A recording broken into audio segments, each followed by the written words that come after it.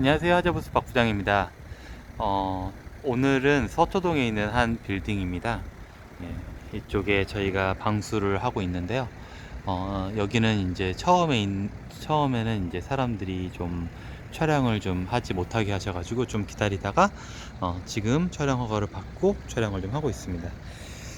그냥 여담인데 여기에 보면 이렇게 에폭시로 한 곳이 있는데요. 에폭시는 보시면 이런 식으로 두껍게 아무리 발라도 햇볕에 노출이 되면 이렇게 딱딱하게 굳어가지고 더 이상 못 쓰는 방수제가 됩니다. 그래서 혹시나 옥상에 에폭시가 좋다는 분이 있으시면 그거는 상당한 오해고요. 에폭시는 절대로 방수에 쓰시면 안 됩니다. 어떤 거에 쓰셔야 되냐면 햇빛이 닿지 않는 모든 방수에 쓰시면 굉장히 좋은 방수이지만 햇빛에 닿는 순간 이런 식으로 다 굳어버리는 것을 좀 인식을 하시고, 에폭시 계열, 우레탄 계열은 조금 사용할 때 좀 조심을 하셔야 됩니다. 그럼 올라가서 한번 보겠습니다. 자, 올라왔습니다. 뭐 아시듯이 저희는 항상 그 방수제를 쓸 때 여기 방수프로라는 회사에서 나온 방수제를 씁니다. 요거 구입하실 분들은 저에게 연락을 하시면 제가 조금은 더 인터넷 가격보다 저렴하게 드릴 수 있고요. 기본적으로 이제 미장을 하는 방법은 자주 제가 설명을 드렸지만 모든 베이스는 요 밑에 깔리는 모든 베이스는요, 전 기본적으로 다 갈아냅니다. 그러니까 되게 단순한 원리예요. 사실은 방수라는 것은 이제 이거를 방수층이라고 생각해보고, 이걸 옥상이라고 한번 생각해볼게요. 이걸 옥상이라고 보고, 그 다음에 요걸 밑에 있는 공굴이나 아니면 몰탈층이나 아니면 여기 누런 몰탈층이 있다고 이렇게 가정을 하고 한번 볼게요. 여기에서 크랙이 생겨요. 그러면 크랙이 여기서는 이렇게 보이지만 바닥에서 보면 여기 이렇게 크랙이 나 있거든요. 그러면 여기서 물이 흐르면 당연히 여기로 흘러가지고 여기가 밑에 층이라고 한다면 밑에 층으로 누수가 되는 아주 너무 단순하고 너무 깔끔한 뭐라 그럴까 설명이 되는 거죠. 크랙이 생겨서 구멍이 생겨서 물이 그 사이로 흐른다는 아주 단순한 원리예요. 그러면 왜 제가 자꾸 우레탄을 깔지 말고 무기질로 하라라고 얘기를 하냐면, 이게 보시면 이렇게 돌이 있으면 돌은요 그냥 이 상태 그대로 무엇을 하든지 그냥 바로 방수가 돼요. 근데 여기에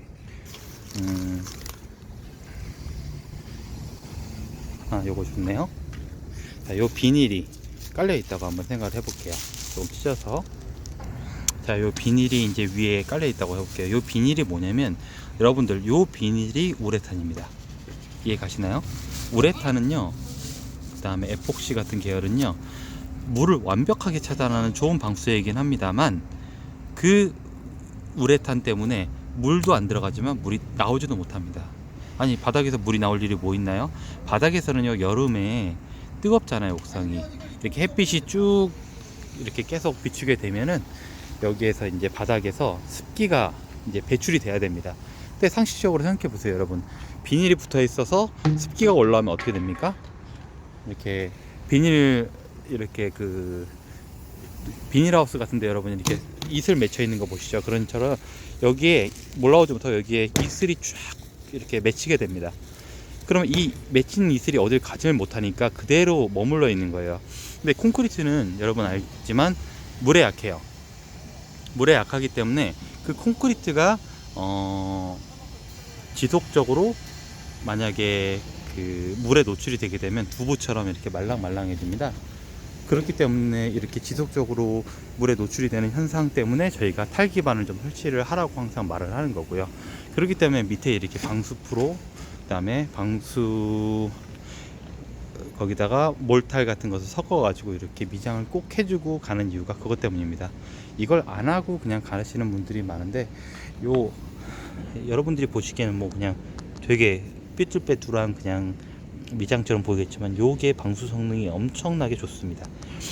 시트가 방수를 잡는 것도 있지만 실제로 방수는요, 솔직히 여기 바닥을 갈아내서 바닥에 있는 크랙들을 싹 잡고 완벽하게 이렇게 평평하게 만들지 않아도 여기에서 방수 프로로 몰탈로 하기만 한다면 바로 여기에서 그 크랙 보수와 함께 누수는 다 잡을 수 있습니다. 그러면 왜 방수 프로 누수를 다 잡는데 그 위에다가 이렇게 저희가 또 비접착 시트를 깔고 있느냐? 비접착 시트와 그 다음에 방수 프로로 하는 몰탈과의 미장은 거의 그 필수 관계입니다. 왜냐면 방수프로는 일단 기본적으로 밑에 있는 미장이 들떠 있잖아요. 콘크리트가 물에 젖어 있으면 아까 두부처럼 된다고 했죠. 그렇게 말랑말랑하게 돼 있는 애들을 다 깨내가지고 그 밑에 있는 말랑말랑하지 않은 그 몰탈층이나 시멘트층까지 저희가 갈아내는 겁니다. 그러면 그 이상 망치로 때려도 이제 뭐 깨지긴 하겠지만 완전히 막 조각 나거나 돌들이 튀어나오지 않거든요. 그 상태에서 방수프로로 잡아버리면 크랙은 다 잡히는데, 문제는 구조 크랙이란 게 있습니다. 구조 크랙이 뭐냐면 건물의 무게 때문에, 혹은 집안, 이 건물이 이제 그 흙 위에 있을 거 아닙니까? 그 집안이 이렇게 약간씩 가라앉으면서 건물이 일자로 쫙 갈라지는 현상을 말합니다. 저희가 여기에도 구조 크랙이 상당히 많이 있어가지고 좀 보여드리고 싶긴 한데, 지금 그거를 저희는 촬영 허가를 못 받았고, 구조 크랙이 뭐 당연히 생기는 거고요. 그 구조 크랙이 있다고 100% 다 누수가 되는 건 아닙니다. 그러니까 이 건물은 이제 누름 몰탈층이라고 해서 밑에 비노출 우레탄이 되어 있고, 그 비노출 우레탄 되어 있는 것에 위에 몰탈층이 한 10cm에서 여기는 15cm 정도 쌓여 있어요. 그 쌓인 몰탈층이 깨져가지고 그 밑에 있는 그 물이 들어가면 밑에 있는 비노출 우레탄이 막아줘야 되는데, 그 막아주는 비노출 우레탄층이 깨진 겁니다. 결국 그, 그 밑에 있는 우레탄층이 있고 그 위에 몰탈층이 있는데, 요게 다 그냥 누수가 될 수밖에 없는 구조인 거죠. 그래서 맨 위쪽에 있는 그 저희가 지금 보이는 이곳에다가 한번 무기질 방수로 하여서 구조 크랙을 제외한 모든 누수를 잡을 수 있도록 하였고, 그 다음에 이 위에 이제 나중에 탈기반 설치를 할 건데요. 이 시트 방수를 하고, 그 시트 방수를 한 후에 그 위쪽에다가 또 한 번 더 여기 노루로 한 우레탄 방수를 함으로써 1, 2, 3단, 거의 4단 방수, 5단 방수를 하고 있는 겁니다. 여기 저희가 방수제 7만 표도 쓰고 있고요. 쓸 수 있는 좀 유용한 것들은 다 쓰고 있습니다. 그러니까 크랙 보수제로도 쓸 수 있는 것들, 저희는 솔직히 브랜드를 가리지 않습니다. 좋은 것이라면 쓰고 있고요. 좋은 자재라면 다 저희가 어느 거든지 다 그 좀 이렇게 이게 나쁘다 저게 나쁘다 하는 거 없이 다 쓰고 있습니다. 그래서 구조 크랙을 잡기 위해서는 이런 무기질 방수를 하고 난 이후에 그 위쪽에다 이렇게 시트 방수를 하게 되면, 시트는요 수명이 10년이에요.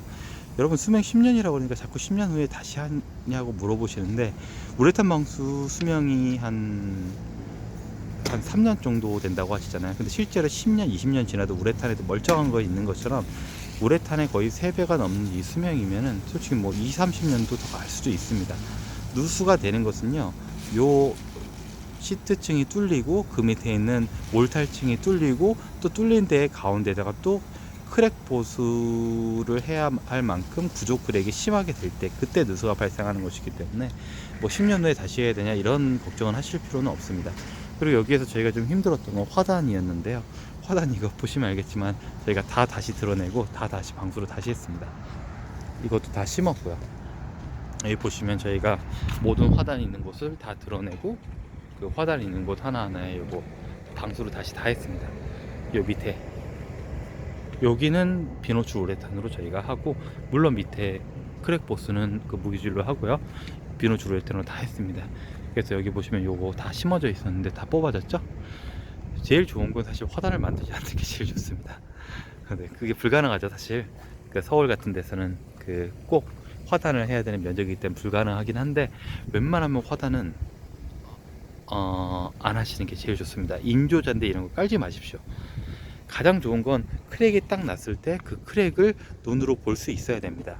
그렇게만 된다 그러면 하자 보수나 이렇게 뭐 크랙이 있었을 때 저희가 어렵지 않게 보수를 할 수 있다는 거 꼭 말씀드리고요. 저희가 항상 말씀드리는 게, 이렇게 한다고 해서 이제 누수가 외벽이 잡히느냐, 외벽은 잡히지 않습니다. 외벽 쪽과 옥상은 다른 구조입니다. 저희는 어떻게 보냐면 난간, 여기서부터 난간과 외벽을 하나로 보고, 여기까지 안쪽에 있는 이 부분까지를 옥상으로 봅니다. 그러니까 실제로 말하면 이 부분은 공용이고, 여기서부터 요 밑에, 그러니까 여기서부터 요 밑에가 이제 옥상이라고 보고요. 물론 화단 포함해서요. 그 다음에 요 바깥이 그 밖이라면 바깥부터는 이제 외벽으로 보는데, 외벽에 누수가 될 수도 있고 옥상에 누수가 될 수도 있고 요 난간의 사이에서 누수가 될 수도 있으니까 무조건 옥상 방수를 하면 100%다 잡힌다고 생각을 하시면 안 됩니다. 이게 옥상 방수를 해도 외벽 방수를 추가로 해야 될 경우가 있어요. 그래서 이런 건물들 같은 경우에는 대리석이기 때문에 특별한 코킹이 필요가 없지만 창문 틀 같은 경우에는 코킹을 추가로 하시는 것이 제일 좋습니다. 그리고 화단 같은 경우에는 진짜 방법이 없습니다. 이거는 진짜 인건비고, 이거는 뭐 미니 포크레인 올려야 될 수도 있을 경우도 많고요. 사람이 많을 땐 인력비로 하는데, 사실 그 올릴 수만 있다면 미니 포크레인 써가지고 하는 게 이렇게 큰 화단이 있는 경우에는 훨씬 더 유용합니다. 그리고 미장을 하실 때는 이런 식으로 이렇게 통에 섞어가지고 한 번에 많이 하시는 것도 괜찮고요. 좀 이렇게 좀 빠르게, 조그만 양을 빠르게 하는 것도 상당히 나쁘지 않습니다. 그래서 조그만 18리터 통에 반 넣고 또 이렇게 그 한일심에서 나온 한일 몰타를 넣고 그걸로 교반을 해가지고 바로바로 이제 부분을 이제 보수를 하셔도 되고요. 저희 같이 이렇게 큰 거에다가, 저희는 이거보다 더 큰 걸 쓰는데 큰 거에다가 한 번에 넣고, 좀 실력이 있으신 분들은 한 번에 부어가지고 쫙쫙 그 우레탄 피듯이 펴줘도, 솔직히 무기질 방수만 잘해주고 그 위에 어떤 방수를 하더라도 거의 저희가 생각하기에는 가장 이것이 좋은 방수가 아닌가 합니다. 만약 더 좋은 방수 방법이 있다 그러면 알려주십시오. 저희가 한번 배우고 그 방법도 공유하도록 하겠습니다. 네, 이상입니다. 감사합니다.